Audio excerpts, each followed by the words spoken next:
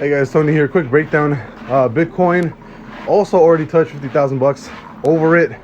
I actually thought Ethereum was going to be leading the way.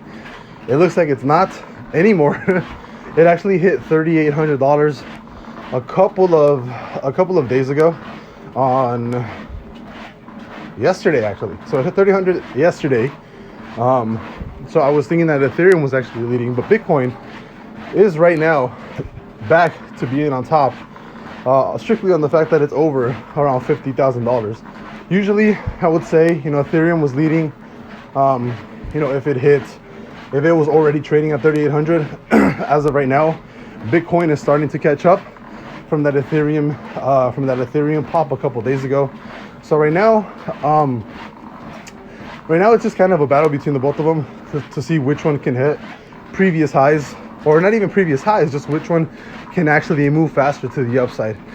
Because I think officially now, I don't think anybody can debate this. Bitcoin and Ethereum are, I wouldn't say they're no longer the number one and number two spots where Ethereum is an altcoin. Ethereum is a, solidified crypto right now, or it has been, right?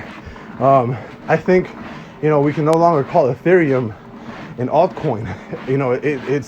It's basically like a top two. It's basically like another top one spot. So Bitcoin is made for, X, and Ethereum is made for X. But, we can no longer call Bitcoin, like, I don't want to say, yeah, Bitcoin's like the original crypto, but, there's different tiers, right? So tier one has always been Bitcoin at the top, everything else under it, right?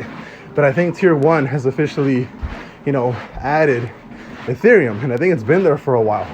So I think Bitcoin and Ethereum are definitely, in tier one, and then tier two and tier three to tier four is just everything else under it.